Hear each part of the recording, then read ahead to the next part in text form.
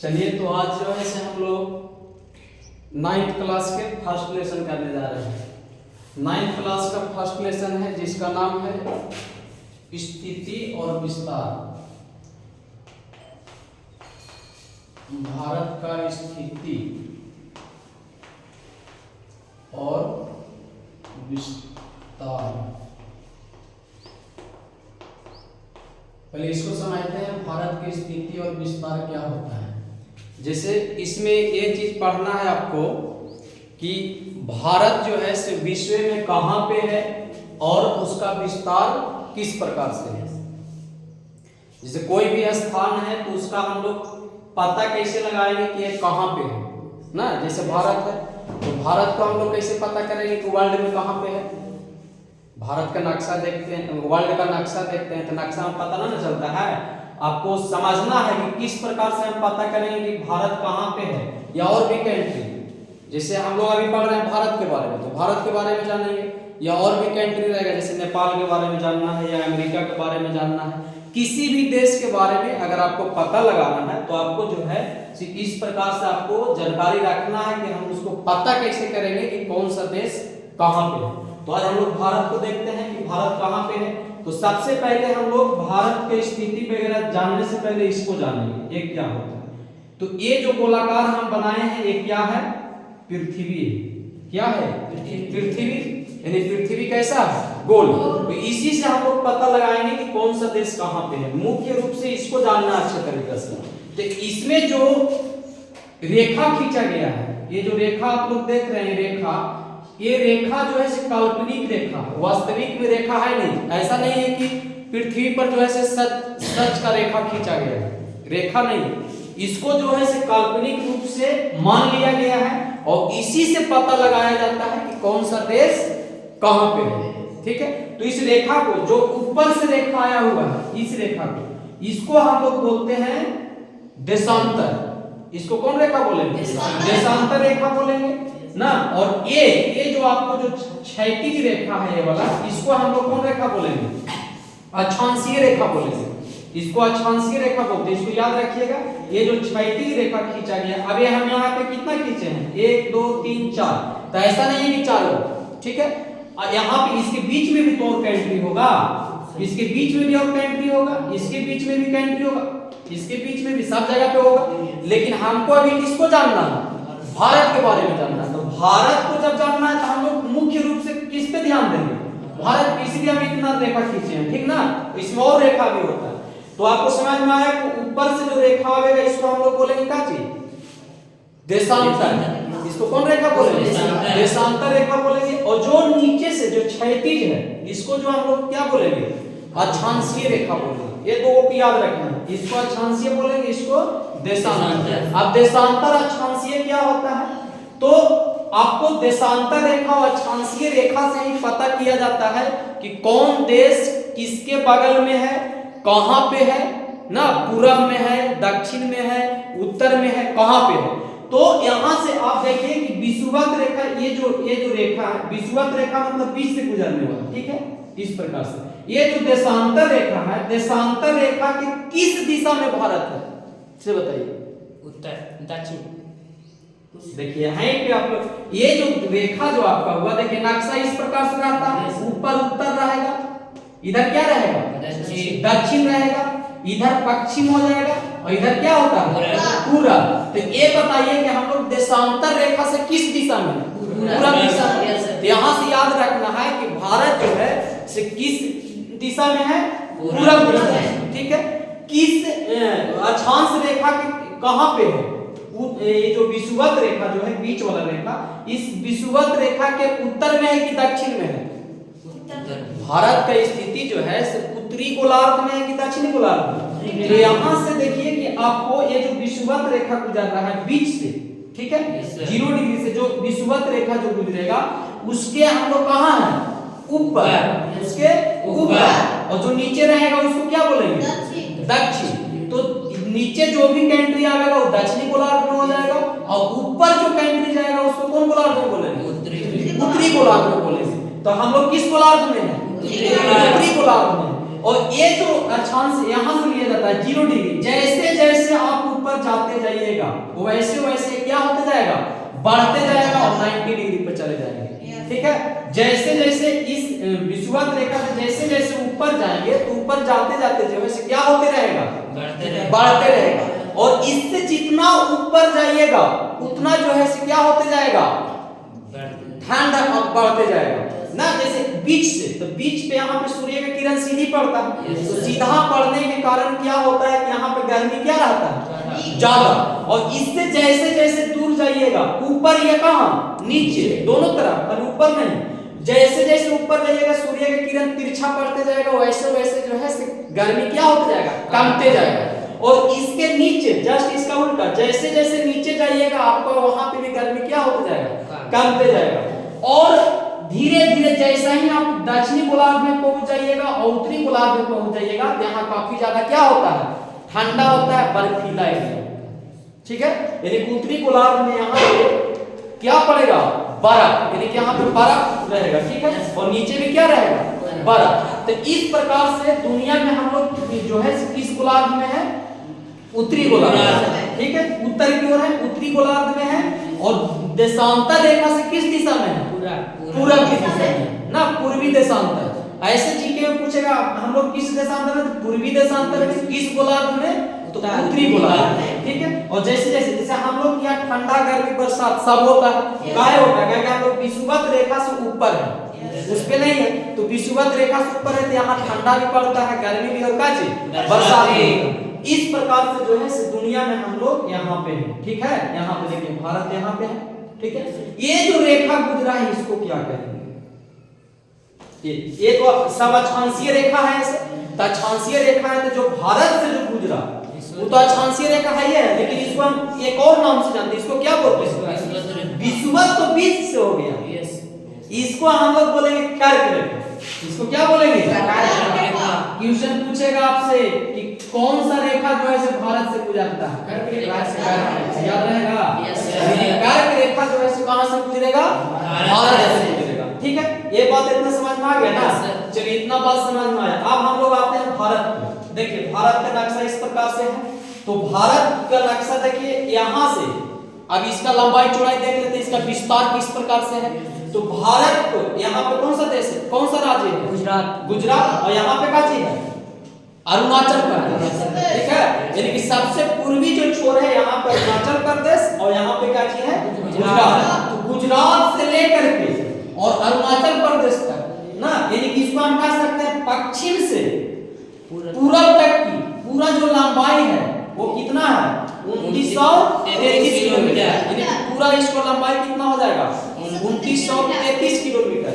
और इसके इधर से उत्तर से दक्षिण तक पूरा लंबाई कितना हो जाएगा, 3214 किलोमीटर, यानी कि इसका लंबाई जो है 3214 किलोमीटर है और चौड़ाई जो है कितना है, 2933 किलोमीटर।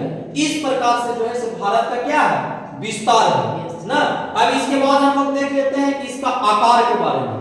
आकार, तो आकार जो होता है इसका क्षेत्रफल, भारत का क्षेत्रफल कितना होगा, 32,87,263 वर्ग किलोमीटर, यानी कि इसका पूरा क्या है, क्षेत्रफल। ठीक है, दूसरा है कि पूरी दुनिया का इतना बड़ा क्षेत्रफल रहते हुए पूरी दुनिया का कितना प्रतिशत भाग यहाँ पे, 2.4%। अब 2.4% सोच सकते हैं कि क्षेत्र बहुत क्या है, कम है। और यहाँ पे जो है इसका पूरा दुनिया का क्षेत्र यहाँ कम है ना, पूरा दुनिया इससे और भी बड़ा बड़ा देश होगा यहाँ पे। तो इस प्रकार से इसका क्या है, प्रतिशत है, दुनिया का इतना प्रतिशत है। विश्व का 7वां बड़ा देश, वर्ल्ड का कितना बड़ा देश है, 7वां बड़ा देश। 7वां बड़ा देश मतलब इससे पहले कै देश और बड़ा रहेगा, 6 और बड़ा रहेगा। इससे पहले कै देश और बड़ा, 6 वो कौन कौन, रूस, कनाडा, अमेरिका, चीन, ब्राजील, ऑस्ट्रेलिया। भारत फिर इसमें आ जाएगा, भारत का इसमें भारत 7वां स्थान पे आ गया ना, यानी कि सबसे लास्ट में कौन सा, भारत, यानी कि सबसे बड़ा कहें तो रूस।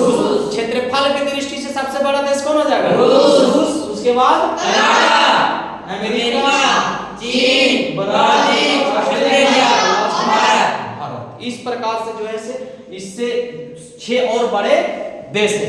ठीक है, अब इतना सारा जब देश है, बड़ा बड़ा देश है तो भारत का भी कुछ विशेषता होगा। जब भारत को इसमें शामिल किया गया है, भारत भी एक प्रकार से बड़ा देश है। पूरा दुनिया में कितना देश है? लगभग 200 से पार देश है, 200 से ज्यादा देश है। उसमें अगर 7वां बड़ा देश कौन है? भारत। इसका कुछ इतिहास भी रहा हुआ होगा ना, इसका इतिहास होगा। तो भारत जो था से पहले से ही ना प्राचीनतम, यानी कि भारत का बहुत पुराना इतिहास है। पहले भारत जो है से भारत का सभ्यता संस्कृति बहुत पुराना है। पहले भी भारत से क्या होता था? आवागमन होता था। ठीक है, जैसे यहाँ गौतम बुद्ध आए, कैसे आए होंगे? गौतम बुद्ध तो पहले आए हैं, समुद्री मार्ग का खोज वास्को डी गामा किया, लेकिन वास्को डी गामा से पहले यहाँ गौतम बुद्ध आए। नालंदा विश्वविद्यालय बना, जितना भी चीजें हुआ तो ये सब जो विश्वविद्यालय बना या गौतम बुद्ध आए या और भी जितना भी दार्शनिक आए, उन लोग उड़ करके आए होंगे। पहले तो एरोप्लेन नहीं था कि उड़ के आ जाएगा, तो आया होगा कैसे उन लोग?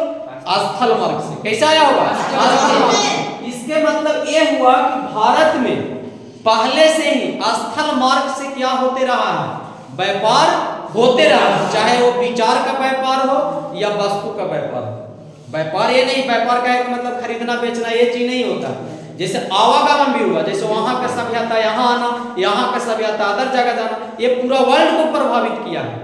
भारत जो है से पूरे वर्ल्ड को प्रभावित किया है। यहाँ का संस्कृति और सभ्यता, यहाँ के लोग का रहन सहन, यहाँ से लोग अपने जगह अपनाए हैं। जैसे वहां से कोई दार्शनिक आया, यहाँ दार्शनिक जब आया तो आने के बाद तो यहाँ टहला घूमा, यहाँ का सभ्यता देखा, संस्कृति देखा, तो उसको अच्छा लगा, तो अपने जगह भी जाकर के क्या किया होगा? बताया होगा किस प्रकार से यहाँ सभ्यता संस्कृति है। तो भारत जो है सो वर्ल्ड को प्रभावित किया है। ठीक है, ऐसा बात नहीं है। भारत का इतिहास जो है सो बहुत पुराना है इसका। तो स्थल मार्ग से कैसे होता होगा? यूरोप में, हम लोग किस महादेश में है? एशिया महादेश में है। तो यूरोप के साथ व्यापार कैसे होता होगा? तो यूरोप के साथ कैसे व्यापार होता होगा? तो स्थल मार्ग से। ये सब जो है ये सब कौन इलाका है? समुद्री इलाका है। भारत के यहाँ से अगर देखा जाए, ये जो गुजरात है, इसके नीचे इधर पूरा सब सागर है, हिंद महासागर, अरब सागर, ये सब नीचे में क्या है?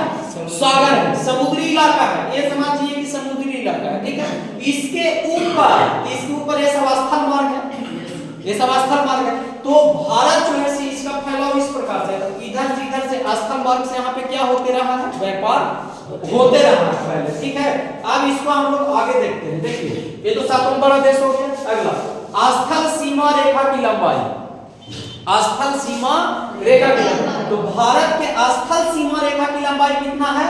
15,200 किलोमीटर। 15,200 किलोमीटर। अब 15,200 किलोमीटर क्या होता है? तो 15,200 किलोमीटर स्थल मार्ग समझ में आता है? स्थल सीमा समझ में आ रहा है? स्थल सीमा मतलब स्थल से टच करने वाला सीमा। ये पूरा नहीं, भारत का पूरा अगर देखेंगे तो ऐसे ऐसे पूरा हो जाएगा, ये तो पूरा हो जाएगा सीमा। लेकिन हमको खाली कौन वाला बोला जा रहा है? स्थल। तो स्थल सीमा रेखा बोलेंगे कि खाली किससे टच करने वाला? स्थल से टच करने वाला। जैसे ये तो समुद्री इलाका हो गया, इसके ऊपर ये पूरा रेखा की लंबाई कितना है? 15,200 किलोमीटर। कौन सा रेखा? स्थल वाला, जो स्थल से टच करता है। ठीक है, उसके बाद जो है समुद्री तट रेखा। समुद्री तट रेखा का है कि मतलब क्या हुआ? जो किससे टच करता होगा? समुद्र से। जैसे समुद्र के नीचे देख लीजिए, ये सब जो ये सागर वगैरह है, यहाँ से ये सब जो टच कर रहा है, ये पूरा लंबाई इसका कितना हो जाएगा? 7516 किलोमीटर। 7516 किलोमीटर जो है पूरा ऐड करके है। इसमें अंडमान निकोबार द्वीप समूह है, इधर लक्षद्वीप है, ये सब भारत का ही है। जैसे अंडमान निकोबार द्वीप समूह किसमें आता है? भारत का प्रॉपर्टी है। ये भी लक्षद्वीप भी किसका है? भारत का। ये सब जोड़ करके 7516 किलोमीटर है। लेकिन सबको छोड़ के खाली भारत को यहाँ से देखा जाए तो कितना हो जाएगा? 6100 किलोमीटर हो जाएगा। तो दो तरीका से अगर कुल पूछेगा तो 7516 किलोमीटर, और अगर भारत का खाली बोलेगा तब कितना हो जाएगा? 6100 किलोमीटर हो जाएगा। ये स्थल सीमा, एक समुद्री। उसके बाद गुजरात से अरुणाचल प्रदेश 2 घंटा का अंतर। ये बहुत लॉजिकल चीज है। देखिए, हम लोग भारत में रहते हुए भी 2 घंटा का अंतर है।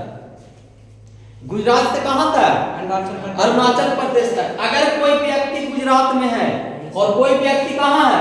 अरुणाचल प्रदेश में, तो यहां से यहां तक में समय में कितना घंटा का अंतर है? 2 घंटा। 2 घंटा का अंतर है, ठीक है। यानी कि यहां से यहां तक 2 घंटा का अंतर हो जाएगा, ठीक है। यहाँ 6 तो वहां 8, इस प्रकार से 2 घंटा का अंतर होता है। इसको याद रखिएगा। कहां से कहां तक? गुजरात से अरुणाचल प्रदेश तक आपको 2 घंटा का अंतर मिलेगा। अगला मानक समय कितना से लिया गया है? 82 डिग्री 30 मिनट पूर्व मिर्जापुर से, यानी कि मिर्जापुर से भारत का जो मानक समय है वो कहां से लिया गया है? मिर्जापुर से, ठीक है। यानी मिर्जापुर से लिया गया है कितना डिग्री?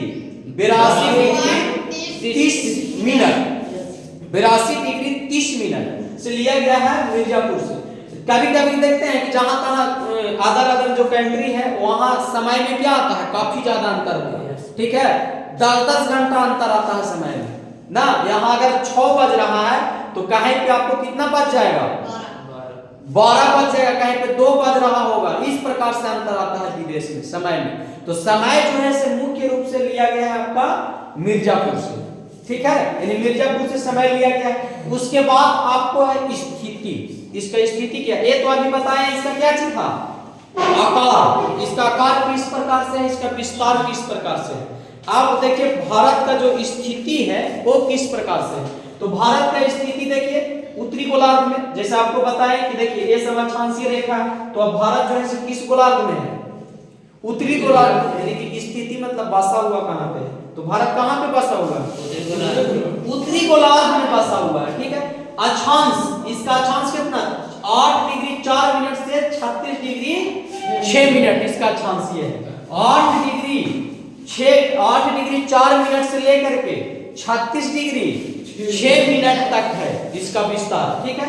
उसके बाद पूरब से, ये तो उत्तर की ओर हो गया, पूरब से, तो पूरब से इसका कितना है? 68 डिग्री 7 मिनट से 97 डिग्री 25 मिनट। इधर से पूरब से ना, पूरब की ओर से इसका है। यहाँ पे आपको लक्षद्वीप अरब सागर भी है। लक्षद्वीप अरब सागर देख लीजिए। आपको लक्षद्वीप कहाँ पे है? यहाँ पे आपका लक्षद्वीप है। ये भी भारत के अधिमाता है स्थिति ना। उसके बाद जो है इसके बाद काची है अरब सागर। अरब सागर कहाँ पे है?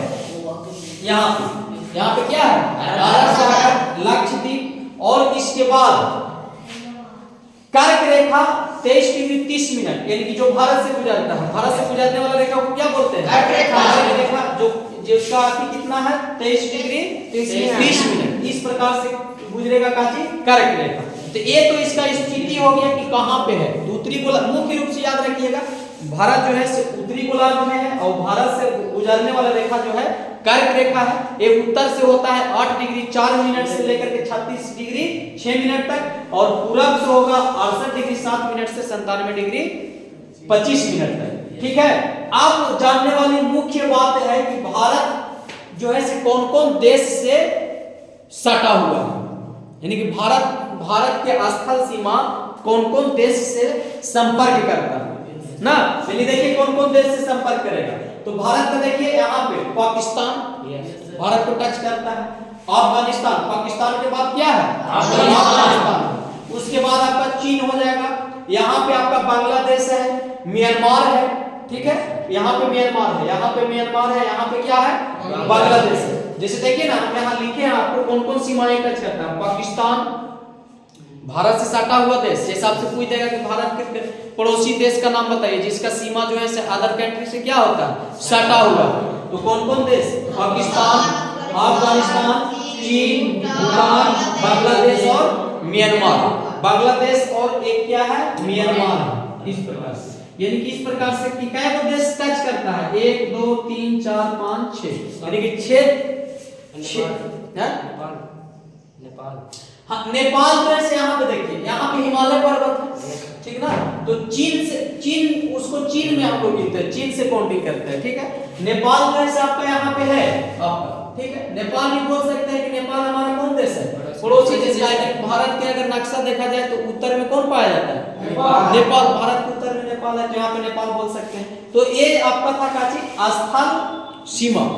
स्थल सीमा से जो सटा हुआ देश था वो था आपका ठीक है। इस प्रकार से आपका जो है याद रखना है आपको कि किस प्रकार से। और उसके बाद देखिए और भी आपको ऑब्जेक्टिव टाइप में आपसे पूछा जा सकता है कि भारत के पड़ोसी देश से पूछा जा सकता है कि भारत और चीन जो है आपको इस बुक में है आपका कि यहाँ पे चीन है, यहाँ पे क्या है भारत। तो भारत और चीन ये दोनों के बीच में जो दीवार बनाया गया है, भारत और चीन ये दोनों के बीच में जो दीवार है, इस दीवार को हम लोग बोलते हैं काची मैकमोहन।